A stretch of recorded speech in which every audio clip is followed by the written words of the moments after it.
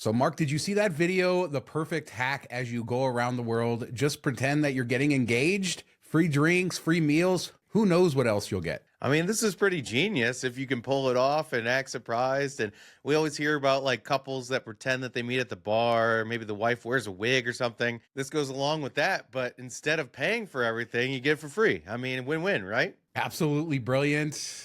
I mean, why didn't we think of this sooner? And then post it to TikTok so everybody knows, and then you'll never get it again.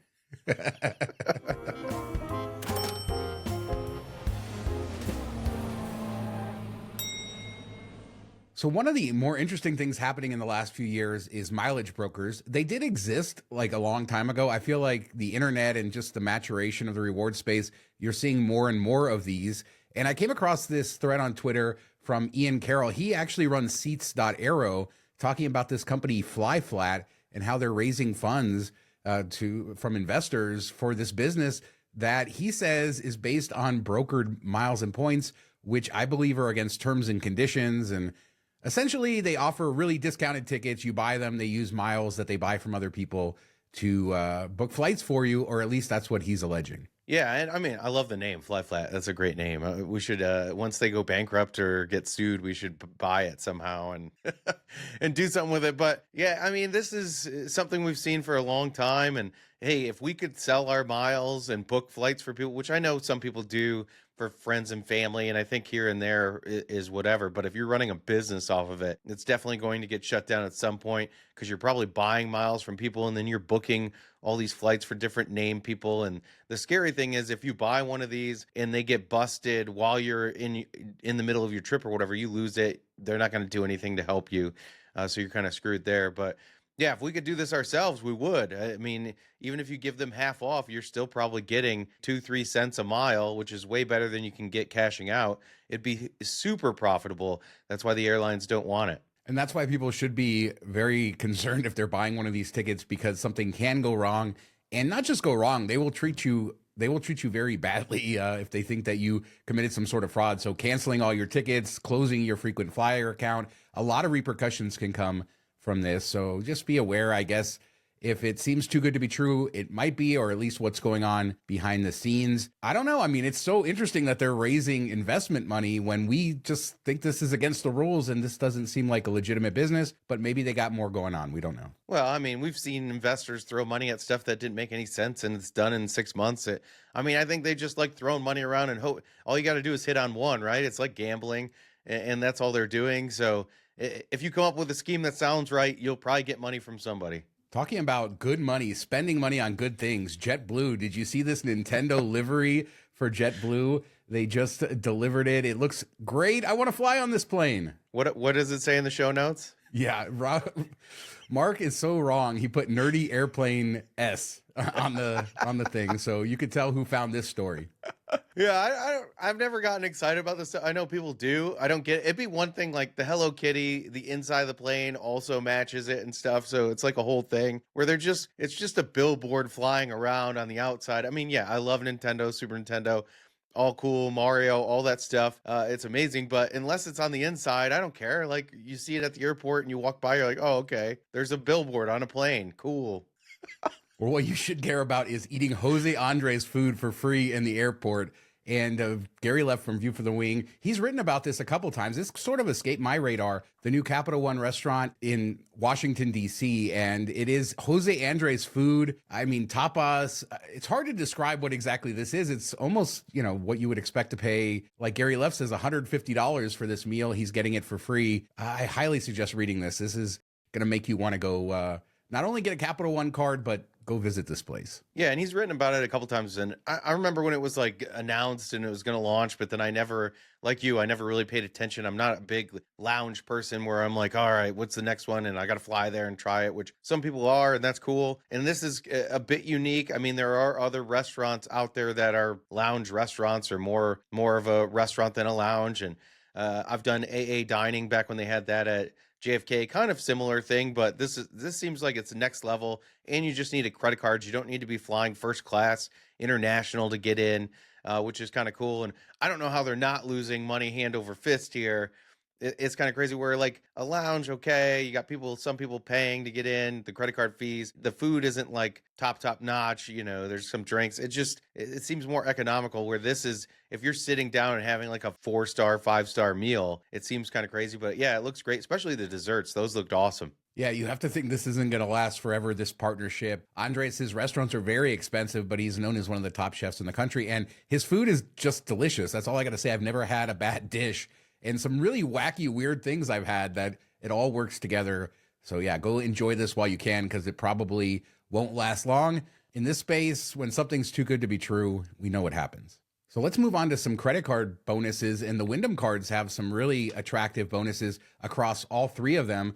The regular earner card, 60,000 points after 2,000 spend. The plus card, 90,000 points after 2,000 and spend in 6 months for both of those. And then the business card, 75,000 points after 12,000 and spend in 12 months. Now, the business card typically has been, I think, the most popular one over the years for various reasons. Gives you diamond status, gives you, I think, 15,000 points a year. But I mean, these are all pretty valuable considering the redemption levels with Wyndham's program. Yeah, you can expect, at least a penny a point for the most part. And I know a lot of people love Vacasa, and it's not quite what it was, but you can still get some condos for decent value. I think, mid 1 cent per point, upwards of 2, somewhere in that range. So there's some value to be had there. Wyndham doesn't have the greatest hotels, but they do have some all-inclusives. They do have some top-notch ones in big cities and internationally. So, I mean, it's not bad to have a couple points there. It was my third program when it was $15K for all rooms anywhere, which was pretty amazing. I was sad when they went away from that. But you can also transfer 30,000 points a year over to Caesars Rewards and then cash those out at 1 cent a piece at either on hotels in Vegas or elsewhere, Caesars properties, or dining and stuff like that. So that's kind of cool and fun.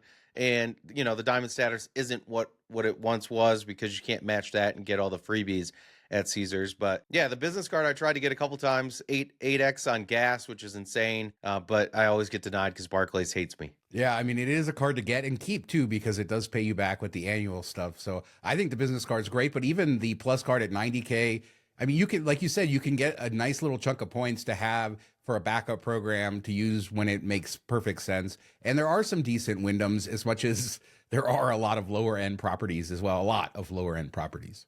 Yeah, a lot of bed bug places. So there's an increased offer on the Air France KLM card. And Benji on Miles to Memory says a ton of articles about his pursuit of status and him playing games with these cards. So if you want to kind of dive deeper into some strategy with these, I suggest kind of looking that up. But you can earn 70,000 miles after 2,000 and spend, and then you can earn 60 XP after approval, and then another 40 after you meet the spend requirement. And again, if you're not familiar with their program, I'm not going to go too much in depth here, but there are some possibilities on earning status and some cool plays that you can have with this credit card. Yeah, and you can even book, if you're just flying domestically, sometimes they have good deals on Delta flights and stuff like that.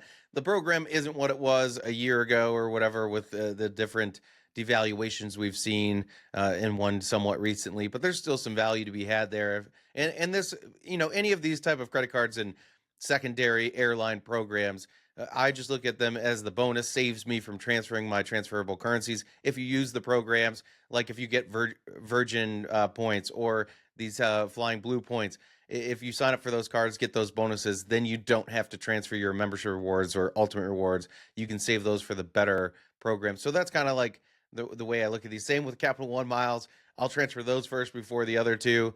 So they kind of save me ultimate rewards or membership rewards in that respect. Yeah, and with that calculation, this isn't the most valuable sign up in the world, especially if you factor in that you can often get bonuses, transfer bonuses to Flying Blue. Then what are you really getting? Are you saving 50,000 membership rewards? What are you actually saving? So play into that, but there is a status play. There are some other stuff going on. And it's nice to kind of dive a little bit into these offbeat credit cards. It'll help you up your game, whether you get them or not. Yeah, I mean, we all get to that point where the big 2 or 3 are saying no.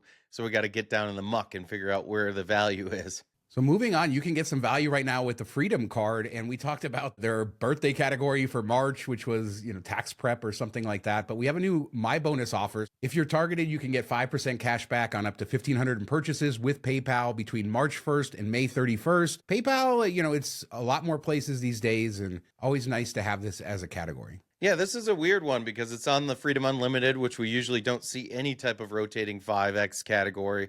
And this is through the Chase My Bonus offer, which we normally see each quarter. And this is, the quarter starts in April. So I don't know why this is going from March to May. It's a weird one. It's just kind of a one-off. You should have gotten an email about it. If you didn't, you can go to the Chase My Bonus page, plug in your card info and see if anything pops for that. It will tell you. Some people still got it even if they hadn't received the email yet. And there's also like spend $5,000, get 5,000 points for a lot of ink and business cards. You can try those. And if you forgot to do it earlier in the quarter, try all your other cards, see if there's any bonuses. A lot of these are like gas, groceries, stuff like that. And it's on top of the normal rotating categories. You can get it on your Hyatt card, your IHG card, stuff like that. So it's always fun when they come around, but they're getting harder and harder to earn or get targeted for, where this one seems to be more widely targeted. So it's good to see.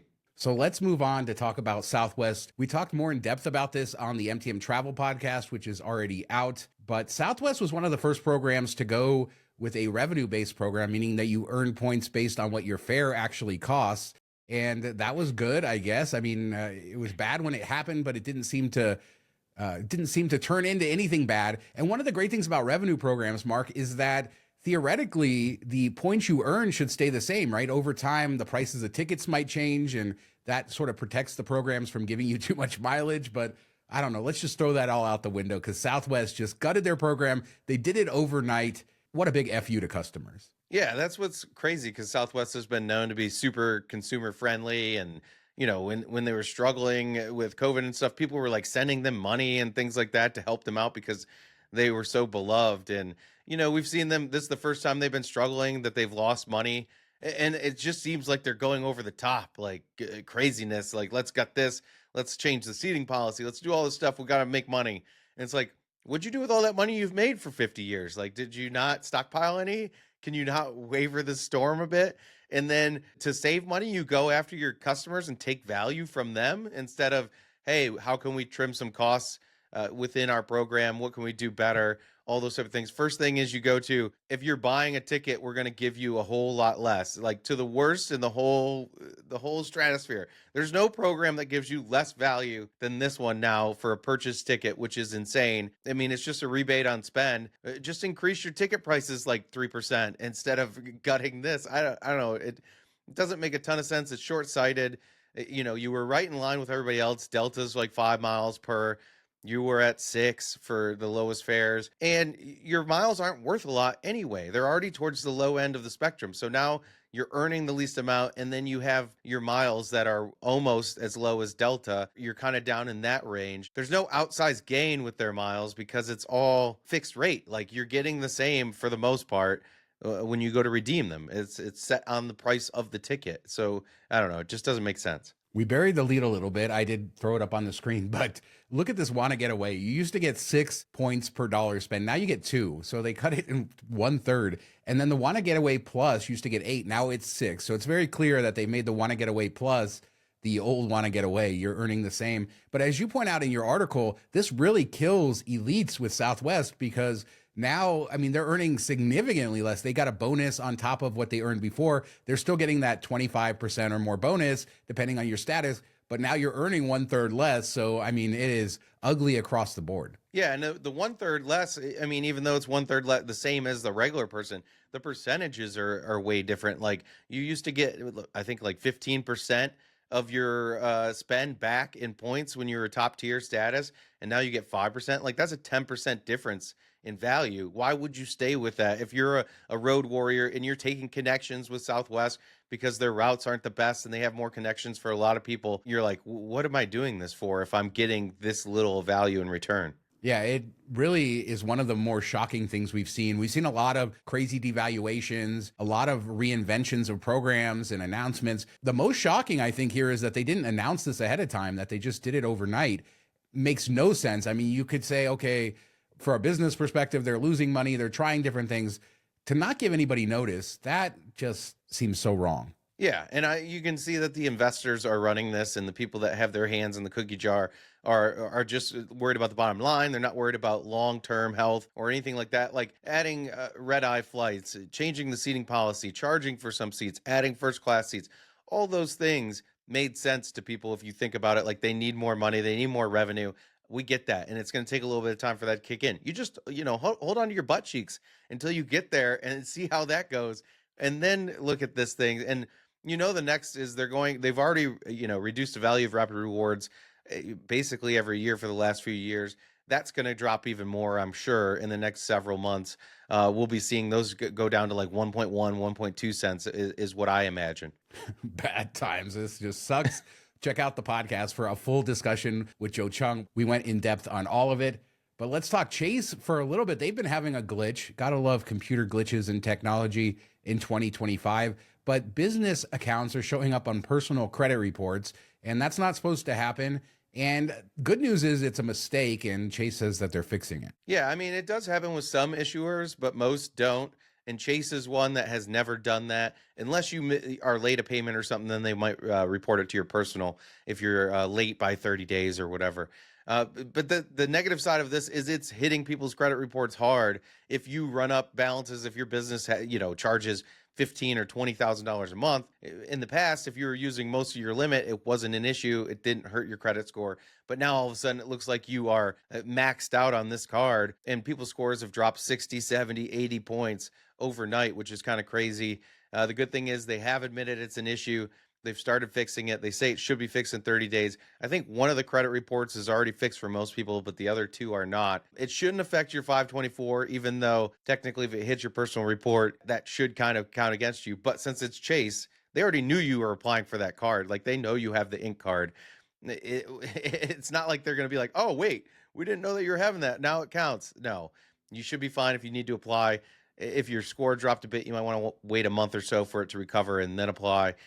Just kind of see how it plays out. Chase always seems to have technological difficulties on the back end with some of their stuff. Let's just put it that way, working with them and everything else. But yeah, there's just technology. Somebody pushed a button and broke something, and it's just amazing how this sort of stuff happens. And now for some cool the Lululemon strategy. I came across this video talking about when you're going to a city you've never been to before, you're trying to plan what area to stay in, look for a Lululemon. That's what this person says. And I think this holds up pretty well based on my experience in going around. Also said as a backup, you could go with a Whole Foods, but basically the idea being if there's a Lululemon in the area, that it's going to be pretty walkable and pretty nice to stay and visit. Yeah, like that's where all the bars, restaurants, trendy coffee shops, all that stuff. And he says, if it's in a mall, get rid of it. Like it's got to be a storefront. It works here. The Lululemon storefront near our house is in downtown Birmingham, probably the coolest downtown in the neighborhoods out in Metro Detroit. And tons of restaurants, bars, very walkable, nice Hilton down there. Like if there was one place you wanted to stay in Metro Detroit and you wanted to be fancy, that's where you would go. So it checks out at least in Metro Detroit. Vegas too, the Lululemons here. I mean, there's one down the street at Green Valley Ranch in the district, so that's very nice, and some other nice areas. So I guess this does work. Whole Foods, I've seen, I guess they're fancier, but I've seen them in some more in certain cities, inner cities, things like that. But Lululemon, there you go. It's interesting. Leave a comment. Let us know what you guys do when you're traveling. I think probably a lot of travelers have their strategies. Once you do this a lot to kind of figure out what area of town feels the best for you. You might not be looking for the safest, maybe the bars, the vibe, but I think the more you travel, the quicker you can kind of zero in on that place that's perfect for you. Yeah, I think we all find our way there, whatever it be, and we all have different expectations or wants when we travel. But, if you want the trendiest place with all the people wearing spandex pants, there you go. Lululemon's your way. There you go. So let us know what you guys think about anything we talked about today. Southwest gutting their program. Wyndham, do you have the Wyndham credit cards? Do you use Wyndham as a backup program?